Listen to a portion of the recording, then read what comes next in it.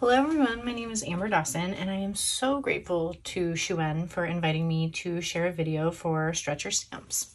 So I saw a little while ago she asked people for some ideas of what they wanted for topics, and a lot of people in the comments asked for icons. So I thought that I would work on a couple different ideas I had for how to work with icon stamps. So one of the ones that I have quite a few of is travel stamps. So I have a layout here that I'm going to create. I'm going to be starting a 9x12 album for a cruise. So I'm going to be cutting 3 inches off of here. I went through my ink swatches. This is how I swatch my inks. Let me give you a little quick view here. So I have 6x8 page protectors from Ali Edwards that are 2x2. And then I picked one of the most solid stamps I had, which was this heart that I thought would be fun. And then I just have different pages here for my inks. I don't really have a ton of inks. I'm not a huge stamper, but been working on growing my collection. And while I'm here, I might as well show you a little bit about my stamp organization. So I created some cheat sheets, I guess you could say, for myself of some similar products. So like these are all geotag products, or sorry, geotag stamps, or I have a lot of travel stamps, so I stamped out all the different versions of adventure, and then I put little notes on where I could find them so that I could try to remember. One of the ways that I find this really to be helpful is that I would not always remember where to find them, of course. So like Weekend Adventures is on a July Stories by the Month stamp from Ali Edwards. And there's a lot of different ways that you can say adventure. I have words, different ways that you can stamp out vacation, explore. Here's all these different camera options that I have that are really fun. A bunch of different ways you can stamp out hearts. I've got my stars. And then I created some month ones. So January through December. I color coded a few of them that were similar styles. I didn't do a ton with December because I have so many December daily stamps, but there was a few that I wanted to highlight. And then I also stamped out my numbers so I could see what they would look like. Got a couple different sheets of those. I created a winter set for myself, which can show you, like, there's a snowman, there's some icons on here, you know, a couple different ways of showing off snowflakes and skates. I have a spring one, summer number 2, and a fall stamp. And then here I also swatched out alcohol inks as well. So just a little guide that I created for myself that I found really helpful when trying to find stamps. So what I'm going to do is create a hybrid page here. So in a moment, I will show you a screenshot of what my computer is going to look like before I'm going to print this out. I'm going to pick a color somewhere in here. I'm hoping that I'm guessing pretty closely. I'm going to print out, leaving myself plenty of room to put some stamps on here. So let me show you some ideas that I have. Slide my ink swatches over. I'm gonna need 7 stamps, probably. We'll have to see how they fit on there. So right now I have 6 colors picked out. But what I have here is some travel stamps from Ali Edwards. Now normally you'd consider like planes and things, and I even started my trip and ended my trip in New York. So I even have this Statue of Liberty, there's geotags, compasses, there's a passport, a camera, a little bus, a little plane, a little cruise ship, and of course the whole map. This one was from her 2018 travel collection with all these different icon stamps. So again, a lot of different ones you could use there. This was a Christmas summary themed, like, or for like the countries that have Christmas in warmer weather, I guess is what I should say. So I have like this palm tree wrapped with Christmas lights. I've got the little pineapple here that I thought could be cute. Probably going to stick with one of these two guys because we took a cruise to the Caribbean over Christmas.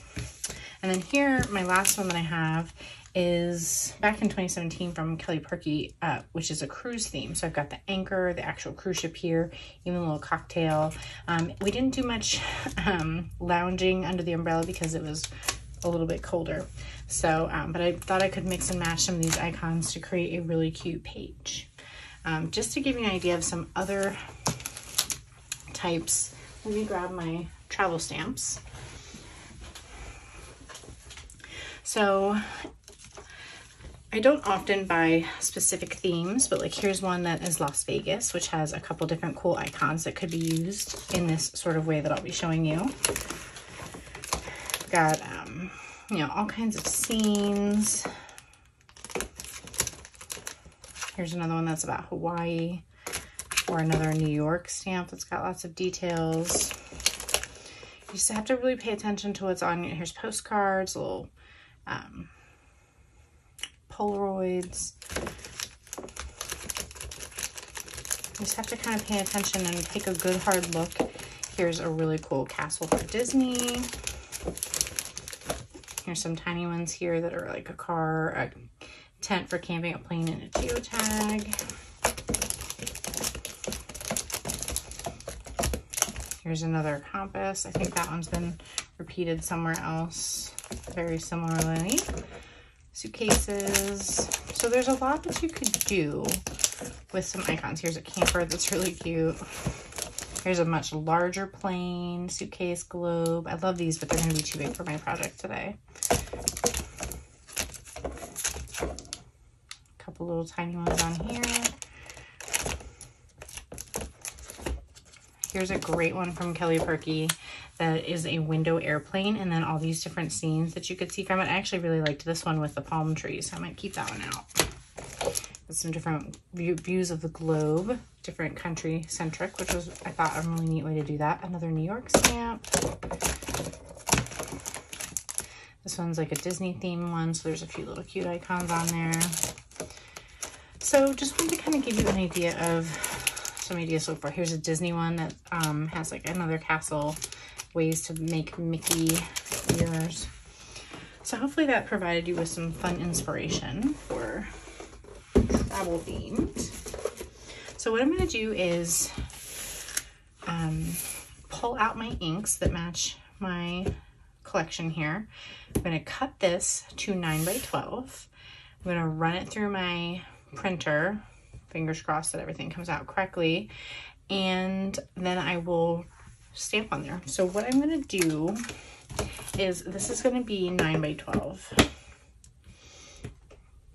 And my journaling is probably about 4 to 5 inches wide.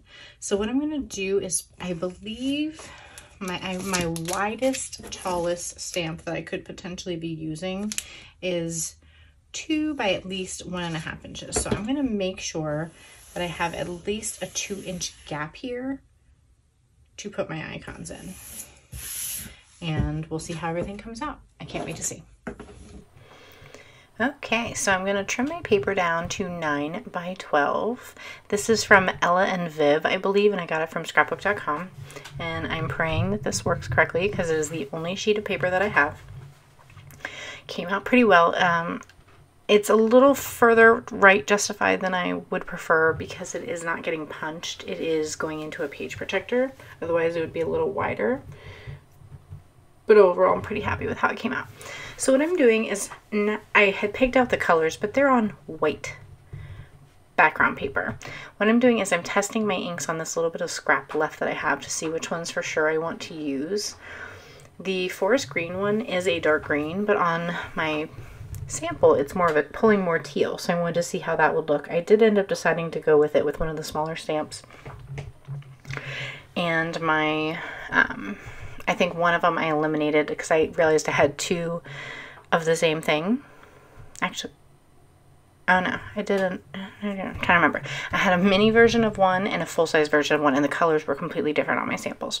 So I think I did skip using one of them. But here I am using some Studio Calico ink and then just dabbing it off in between. I love using my Tim Holtz stamp tool here to put multiple layers of ink down. It's designed as a 9 by 9 with 2 open sides so that you can do bigger projects like this. So that's why I'm stamping to the side, because the paper can hang off in both directions with it's not getting warped or anything. So just putting the stamps down, as you can see, inking multiple times, pushing down multiple times, just trying to make sure the paper is in the right place and not moving. That's one thing you really have to pay attention when you have something like this, and a lot of moving parts. So really happy with how this was coming along, and just getting it you know, inked up, making decisions. I ended up going with 2 lighter ones, a middle one by itself, and then the palm tree is its own ink, the little palm island scene is its own ink, and then I did the sand twice because there's so much sand. So I was trying to go for that monochromatic look, or I guess, I don't know what you'd call it, but I was trying to follow the pattern of the paper. The only thing that would really bum me out is this one here. I don't know if the ink was just wet or if I pushed too hard, but it got really mushy. So it came out a little blurry, but the rest of it I was really, really happy with. What I could do, and I'm still considering doing, is restamping it with embossing clear ink, and that would really make those colors pop and have a really cool texture. So I may do that off camera. We'll see. So moving into my second idea, I was playing with this little Mickey Halloween stamp from Social Paper Plan, and I'll try to remember to get links for everything. And I thought what could be cute as I was digging through my icon stamps was this little ghost Mickey. Kind of made me think of a balloon, and like how you see balloons all over the place in Disney. So I took some Ellie's Studio paper that I had left over and cut it down into a 3x4 card, and I'm just using my VersaFine black ink there. That's my favorite ink to use if I'm not using StazOn for photos or something slick. It's really crisp, it gets amazing fine details. So I stamped 3 Mickeys, and then I'm using my paper piercer to punch some holes, all leading together down into the middle. And what I want to do is add some embroidery floss to make it look like it's strings tying a bunch of balloons together. So what I did is I go every other stitch, and then I move my way back up, filling in those holes. And then I'm just going to tie it off and use a little washi tape to secure it on the back. So I'm going to do black in the middle and orange on either side, just for a little variety. And what I do is embroidery floss is 6 pieces across, so I was using 3 to have a nice kind of thick line. So I ripped that orange one in half.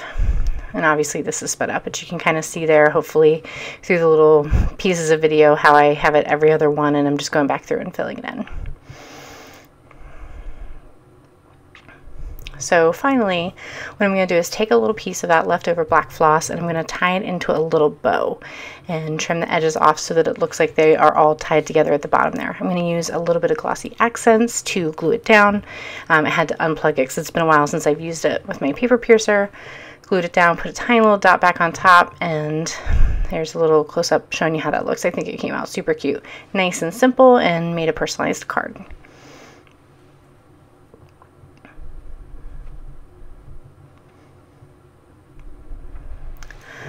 So moving on to another really quick idea that I had for that same stamp set was just to create a title card. So I got lucky where almost every single letter was only needed to be used once, so I was able to stamp the entire thing at once except for the D at the end of world. So I pulled the Mickey out after spacing everything out, stamped it a few times here to get a nice crisp lines, and then I'm going to pull all those off and clean them later off camera. But I couldn't do the Mickey at the same time because the base is going to be orange. I'm using that pumpkin spice ink by Paper Person. So I got the D stamped there, wiping off any excess ink. I'm going to stamp this one, I think at least twice, just to get a nice crisp stamp. And then I'm going to use the outline over the top of it. You won't see it in the video, but I take a tiny little Le Pen green pen and I color in the stem at the top just to give it a little something extra. If I was going to add this into an album, I would consider potentially stitching around the outside, or you never know, you could even cut out all of the letters. That would be fun too. So my final tip is going to be creating gift tags with some Christmas icon stamps. These are Kelly Perky's paper person stamps. I bought them this past year in 2021 because of the cats, and I think they are so cute. So I'm going to make 2 tags here with some leftover December daily paper I have from, I want to say, around 2017. So I'm just figuring out what red I want to balance out that green with, and I'm going to go with one of my Distress Oxides in Barn Door. So I'm going to stamp the cats with my VersaFine, and I'm going to, again, off camera, use a little bit of a few pens that I have just to color in like the little lights wrapped around the cat and the antlers, make their little noses red, just for some variety, so it's not really boring. For the dog one, I colored in the Santa hat, and I almost colored in the scarf. I didn't want to do too much, so I'm going to add some stamps here from Felicity Jane to do a little Christmas tree off to the side. I end up having to stamp the base of the tree twice. I picked like a light gray just because I didn't really have any other colors to complement. And even though I had set it where I wanted it to go, it was a little too far left. So I just double stamped it to the right so that it looked bigger, basically. So I'm going to use another paper person ink there called Guacamole. Thought that was a fun color, just a little bit different from the greens that are at the top of the paper. I didn't want to go with exactly the same greens. And then I'm going to just use some detail stamps over the top in red to make it look like some ornaments are on there.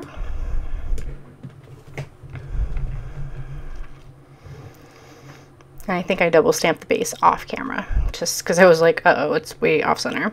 So the reason I picked this stamp set is because it has a to and a from. And so it'll be perfect to do gift tags. So I'm going to repeat that red stamp ink a couple times on both tags.